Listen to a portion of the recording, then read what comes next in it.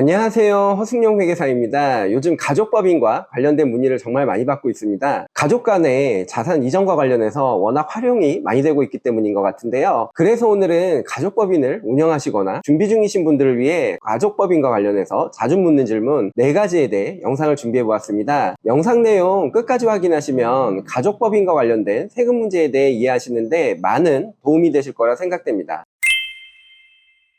자, 이제 본론으로 들어가 보겠습니다. 가족법인 관련 자주 묻는 질문. 첫 번째는 가족법인에 21억 7천만 원까지 자금을 무상으로 빌려줘도 문제가 없다고 하는데 맞나요? 라는 질문입니다. 가족법인은 주주가 가족으로 구성된 법인을 말하는데요. 세법상 있는 용어는 아니고 법인의 특성을 고려해서 편의상 부르는 용어로 이해해 주시면 됩니다. 가족법인 중에서도 자녀가 주주로 있는 법인은 보통 자녀법인이라고 부르고 이것도 결국 가족법인의 한 형태로 보시면 됩니다. 상속 증여세법에서는 지배주주와 친족이 직접 또는 간접으로 보유하는 주식 비율이 100분의 30 이상의 법인을 특정법인이라고 하는데요. 보통 가족 구성원이 주식을 대부분 보유한 가족법인이 이 특정법인에 해당됩니다. 상속증여세법에서는 특정법인의 지배주주 등과 특수관계가 있는 자와 거래를 통해 이익을 받게 되는 경우 특정법인에게는 받은 이익에 대한 법인세가 부과되고요. 특정법인의 주주에게는 그 이익의 주주별 지분율을 곱한 금액만큼 주주들이 이익을 받은 것으로 봅니다. 거래 유형별로 주주가 받은 이익이 1년간 1억 원 이상인 경우에 그 이익을 증여받은 것으로 보아 해당 주주에게 증여세를 부과하게 되는데요. 거래 유형에는 크게 4가지 거래 유형이 있는데 특정법인 지배주주의 특수관계인이 무상이나 또는 낮은 이자율로 금전을 특정법인에 대여하는 것도 이 거래 유형에 포함됩니다. 예를 들어 아버지가 자녀법인에 무상으로 금전을 대여하는 경우에는 재산 또는 용역을 무상으로 제공받은 거래 유형에 해당됩니다. 금전 대여의 경우에는 특정법인이 받는 이익을 대여금액의 4.6%의 이자율을 적용해서 계산하게 되는데요. 예를 들어 아버지가 자녀법인에 10억 원을 무상으로 빌려주게 되면 10억 원에 4.6%의 이자율을 적용한 연간 4,600만 원의 이익을 특정법인이 보게 되고요. 특정법인의 주주가 자녀 1명인 경우에는 이 주주인 자녀 1명이 4,600만 원의 이익을 받은 것으로 보게 됩니다. 앞서 말씀드린 증여세 과세 기준인 1억 원을 넘지 않기 때문에 자녀에게 증여세가 부과되지 않는데요. 만약 30억 원을 무상으로 빌려주게 되면 어떻게 될까요? 30억 원에 4.6%를 곱한 거래이익이 1억 3,800만 원이기 때문에 과세 기준이 1억 원을 넘게 되어 주주인 자녀에게 1억 3,800만 원에 대한 증여세가 부과됩니다. 결국 자녀법인의 주주가 1명인 이 사례에서는 연이자율 4.6%를 기준으로 무상증여에 따른 이익 1억 원을 넘지 않는 아버지의 최대 무상자금 대여 금액은 약 21억 7천만 원이 되는데요. 바로 이 기준금액이 21억 7천만 원이기 때문에 사람들이 가족법인에 21억 7천만 원까지 무상으로 대여해도 문제가 없다고 말하는 부분입니다. 자녀의 거래이익은 대여금 21억 7천만 원에 이자율 4.6%를 곱하고 1인 주주이기 때문에 자녀의 지분율 100%를 곱하게 되면 약 9,982만 원이 되고 1억 원보다 작게 됩니다. 지금 주주를 1명으로 설명드렸지만 만약 자녀가 3명이고 자녀 3명이 각각 3분의 1씩 지분을 보유한 자녀법인인 경우에는 이론적으로 1인 주주인 경우보다 약 3배인 65억 1천만 원까지 무상으로 자금을 대여할 수 있게 되는데요. 여기서 자녀 1명당 거래이익을 계산해보면 대여금 65억 1천만 원에 이자율 4.6%를 곱하고 자녀 1명당 주주 1명의 지분율인 33.33%를 곱하게 되면 9,982만 원이 되고 이 금액은 1억 원보다 작기 때문입니다. 설명드린 것처럼 가족법인의 주주 구성이나 주주별 지분율에 따라 증여세 문제가 없는 무상자금 대여 금액의 수준이 크게 달라질 수 있다는 점도 같이 알아두시고 잘 활용하시면 좋을 것 같습니다. 근데 이와 관련해서 그러면 가족법인을 여러 개 만들면 증여 문제가 없는 무상 대여 금액도 늘어나는지 질문을 하시는 분들이 가끔 있는데요. 예를 들어 자녀는 1명인데 A법인과 B법인 2개를 설립해서 이 자녀 1명이 A법인의 주식 100% 그리고 B법인의 주식 100%를 가지고 있으면 아버지나 어머니가 A법인에 21억 7천만 원 그리고 B법인에도 21억 7천만 원을 무상 대여하는 방식으로 하면 자녀가 A법인에서 얻는 거래이익이 9,982만 원으로 1억 원보다 적고 또 B법인에서 얻는 거래이익도 9,982만 원으로 1억 원보다 적으니까 문제가 없지 않을까 생각하셔서 문의를 주신 것 같습니다. 그런데 이런 형태의 법인 쪼개기를 하더라도 증여세를 과세할 때는 인별로 특정법인을 통해 얻는 거래이익이 1억 원 이상인지 여부를 판단하기 때문에 이 경우에는 자녀가 A법인과 B법인으로부터 얻는 증여이익이 1억 9,964만 원으로 1억 원을 초과하기 때문에 자녀에게 증여세가 부과될 수 있다는 점 유의해 주시기 바랍니다. 가족법인 관련 자주 묻는 질문 두 번째입니다. 가족법인 주주 구성 시 미성년자 자녀도 주주가 될 수 있나요? 라는 질문인데요. 결론부터 말씀드리면 당연히 가능합니다. 미성년자라고 해서 법인의 주주가 되는데 문제가 없습니다. 다만 주주가 되려면 법인의 자본금을 납입해야 하는데 일반적으로 미성년자의 경우 소득이 없기 때문에 미성년자가 납입하는 자본금에 소득 출처가 명확히 확인되어야 하는데요. 예를 들어 자본금 10억 원인 가족법인을 설립하는데 미성년자인 자녀의 지분율이 10%인 경우 1억 원을 미성년자인 자녀가 주주로서 자본금을 납입해야 합니다. 납입하는 자본금 1억 원에 대해 미성년자인 주주가 이자나 배당과 같은 명확한 소득 출처가 있거나 또는 부모가 자녀에게 1억 원을 증여하고 증여세 신고를 한 경우에는 소득 출처가 인정되기 때문에 아무런 문제가 없습니다. 만약 소득 출처도 없고 부모로부터 증여를 받고 증여세 신고를 한 사실도 없는 경우에는 세무서에서 미성년자가 납입한 자본금 1억 원의 소득 출처에 대한 문제를 제기할 수 있기 때문에 이 부분에 대해서만 유의해 주시면 됩니다. 미성년자인 자녀를 법인의 주주로 참여시킴으로써 꾸준한 법인 배당을 통해 자녀의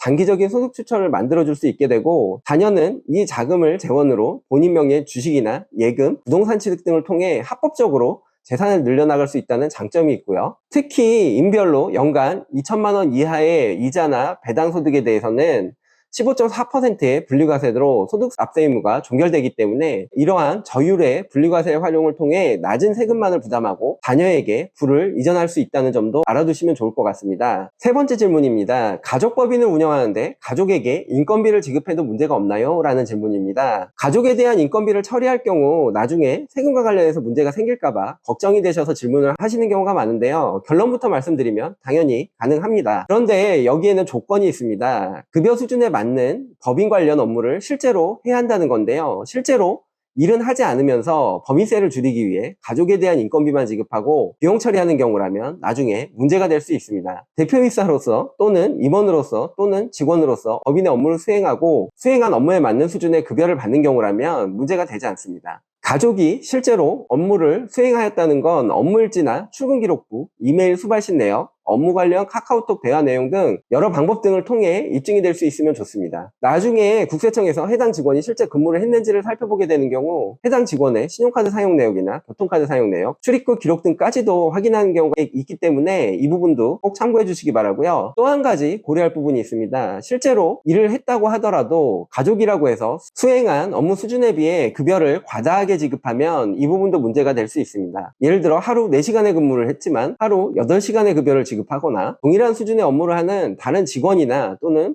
동일한 직급의 다른 직원에 비해 과다하게 급여를 지급받는 경우에는 적정 수준을 넘는 인건비에 대해서는 비용 처리가 되지 않을 수도 있습니다. 가족을 가족법인의 직원으로 채용하고 인건비 수준을 결정할 때는 해당 직무에 대한 평균적인 급여 수준을 꼭 고려해야 하고요. 특히 유사한 직무를 수행하는 비슷한 직급의 직원이 있는 경우에는 급여 수준이 크게 차이가 나지 않도록 정해야 나중에 문제가 없다는 점도 잘 기억해 주시기 바랍니다. 국세청에서는 법인세 신고 안내문을 통해 성실신고와 관련된 특이사항에 대해 사전 안내를 하는 경우가 있습니다. 가족에게 지급되는 인건비도 이 항목 중에 하나라는 점 잘 기억해 주시고요. 과다한 인건비 지급으로 인해 나중에 문제되지 않도록 꼭 유의해 주시기 바랍니다. 다음으로 네 번째 질문입니다. 이번 세법 개정 때문에 가족법인을 활용한 절세도 끝이라는데 그 이유가 뭔가요? 라는 질문입니다. 그 이유는 크게 두 가지로 나눌 수 있는데요. 첫 번째는 이번 세법 개정안에 성실신고 확인 대상 소규모 법인에 대한 법인세율이 크게 인상되는 내용이 포함되어 있기 때문입니다. 법인도 개인처럼 일정 요건을 충족하면 성실신고 확인 대상 법인이 될 수 있는데요. 그 조건은 세 가지를 모두 만족해야 됩니다. 첫 번째는 지배주주 등의 지분율이 50%를 초과할 것. 두 번째는 주된 사업이 부동산 임대업이나 매출의 50% 이상이 부동산 임대 수입, 이자, 배당 소득일 것. 세 번째 요건은 상시 근로자가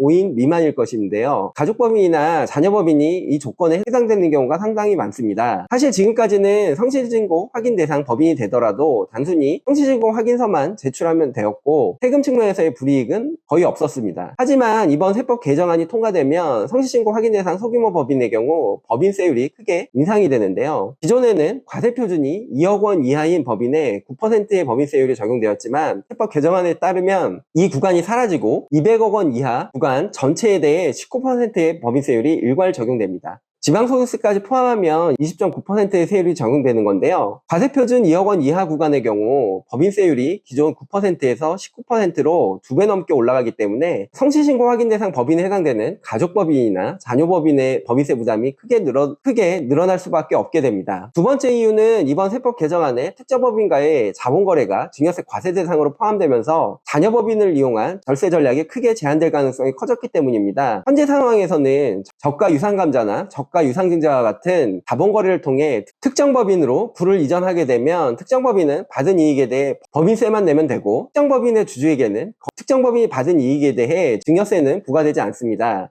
현재 세법에서는 증여세가 과세되는 특정 법인과의 거래 유형에 자본거래가 빠져있기 때문인데요. 현재는 특정 법인이 자본거래를 통해 특정 법인의 주주인 자녀에게 아무리 많은 거래이익이 발생하더라도 증여세가 과세되지 않기 때문에 증여세보다 세율이 낮은 법인세만 부담하면서 자산을 자녀법인으로 이전하는 이 전략이 많이 활용되고 있습니다. 그런데 이번 세법 개정안에서는 이런 자본거래를 통한 이익도 이제 증여세 과세 대상에 포함될 예정인데요. 이는 가족법인에서 사용되던 자본거래를 통한 절세 전략을 더 이상 활용하기 어렵게 될 가능성이 높다는 뜻이 됩니다. 결론적으로 세법 개정안이 이대로 확정된다면 가족법인을 통한 자본거래 전략이 더 이상 유효하지 않게 돼서 절세를 위한 또 다른 전략 마련이 필요할 것으로 생각되고요. 다만 특정 법인을 활용한 초과 배당이나 무상 대여, 저가 양도 등과 같은 전략은 세법이 변경된 부분이 없기 때문에 기존과 같이 활용이 가능하다는 점 참고해 주시면 좋을 것 같습니다. 지금까지 가족법인과 관련해서 자주 묻는 질문 4가지에 대해 설명을 드렸는데요. 설명드린 내용 잘 참고하셔서 가족법인 운영하시는데 도움이 되시길 바라면서 오늘의 영상 마치도록 하겠습니다. 이상 허승용 회계사였습니다. 감사합니다.